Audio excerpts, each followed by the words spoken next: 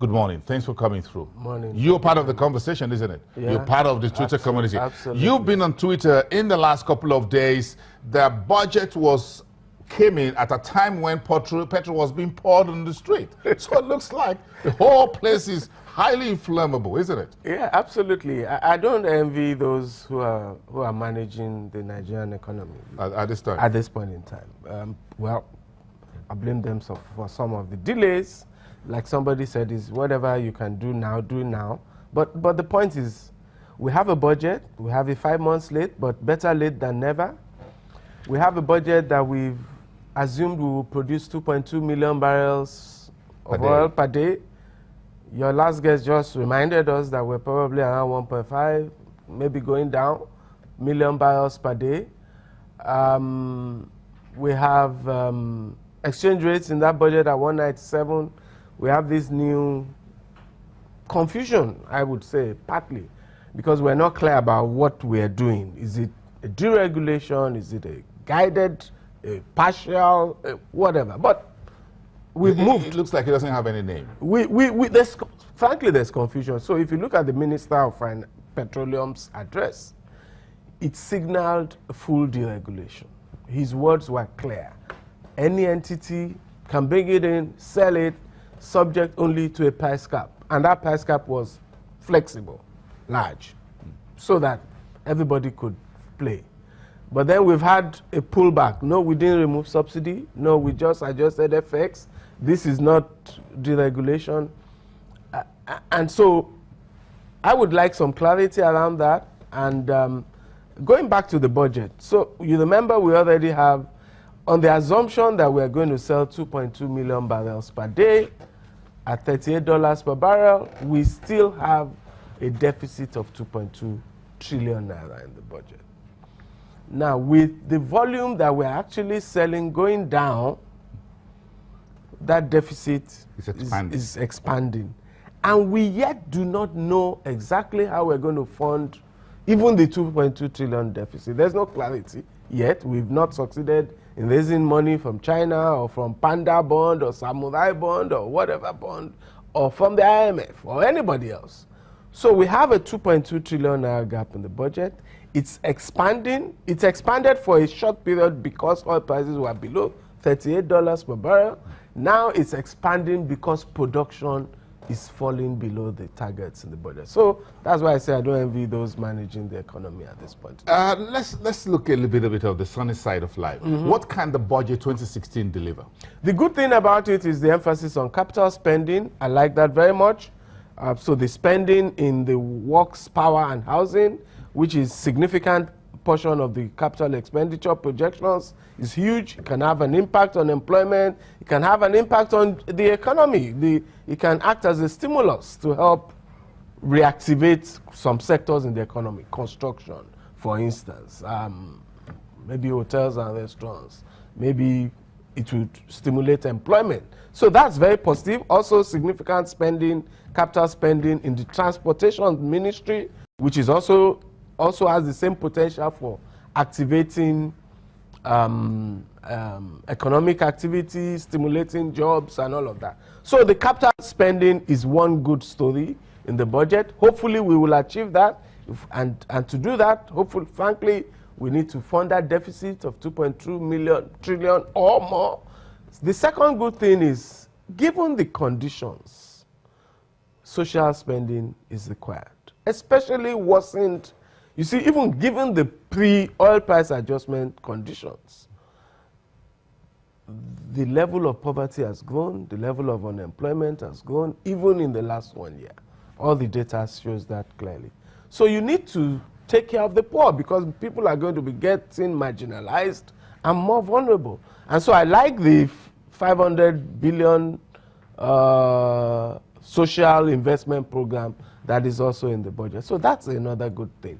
Generally, the fact that we will now be spending on capital spending, on some recurrent activities, we now have a budget, you would see that the economy has reacted slightly positively to all of that. So the idea that we finally have passed the budget, even though late, is also positive. Is the 2016 budget a silver bullet or half of it? Absolutely, in my view. if anyone who thinks it's a silver bullet is probably, it's a required step. But I think the economic conditions have been allowed, unfortunately, to worsen significantly before the budget came in. And that's why there's some anguish. That's why there's increased level of anguish on the part of the poor and the marginalized and the low-income workers in relation to the oil price adjustment we've just done. But it's required. It takes us further forward. If we didn't pass that budget by now, if you give another 2 months, you could have a social uprising on your hands. So it's good. It takes us forward, especially the key point being that we have this capital expenditure spending. Is not just the current spending paying salaries of civil servants. So yes, there's a potential that it would help to reactivate the economy. If you look at where we are right now, vis-a-vis the budget and the petrol pricing, if you hit the straits, discussions are more on the side of the new petrol regime than on the side of the budget. Absolutely. Because folks are first touching their pockets inside out and find out how much is left there to buy a liter of petrol. So, but if you look at the conversations in the last couple of days, you find a section or some sections of the organized private sector backing the government. Nupeng, Pengerson, Icon, Manufacturers Association, NASIMA, the NECA this morning or yesterday says, look, don't join the private sector workers, shouldn't join the NLC strike. Absolutely. That's a bit of a significant statement from NECA so going forward. But again, if that is the part of the, some call it the blue collar, perhaps you and I, part of the economy. The folks on the street who belong to none of these bodies, what do you think will happen as the NLC pushes the government against the wall and say, back down on this new regime, at least from the pricing part of it? Let me make this point clear. I completely support deregulation of the downstream petroleum sector, wholly and completely. I, however, recognize that just like in 2012, even then I supported it, the rollout has been less than perfect.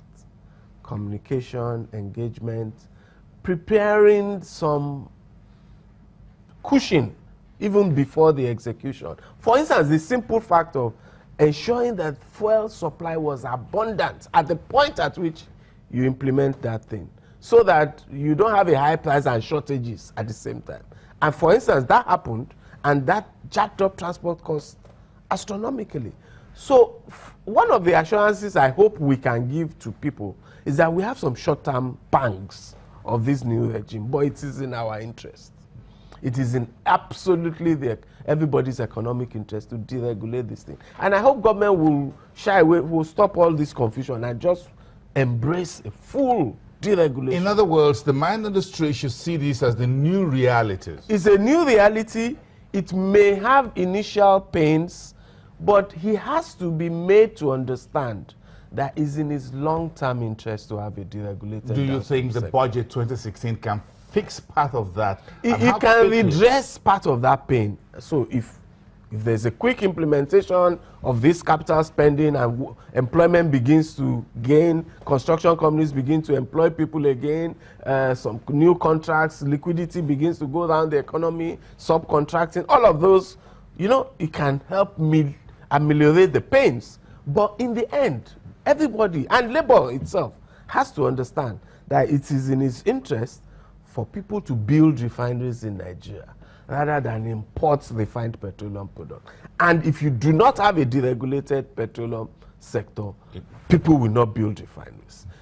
So it's in the interest of labor for people to build petrochemical plants, for the value chain of the downstream petroleum sector to be domestically established, to create employment for our people rather than support employment in those places we import refined petroleum for. So I would argue that labor itself is misguided, and that's why all of those who have now secured some better understanding of these things, including Nupeng and Pengerson, are now saying, let's deal with this issue once and for all. We cannot go in these continuous cycles of of trying to make something that is visibly unsustainable, controlling petrol prices, controlling an industry, and by that destroying the domestic potential of that industry.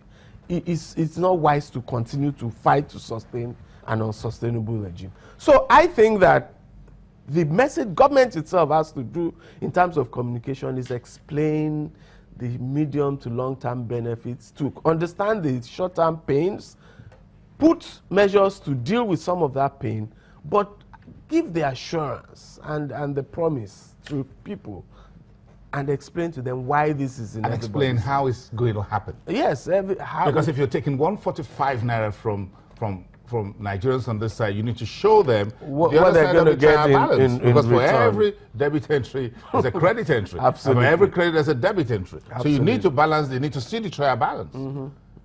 So I think we've not done enough of that.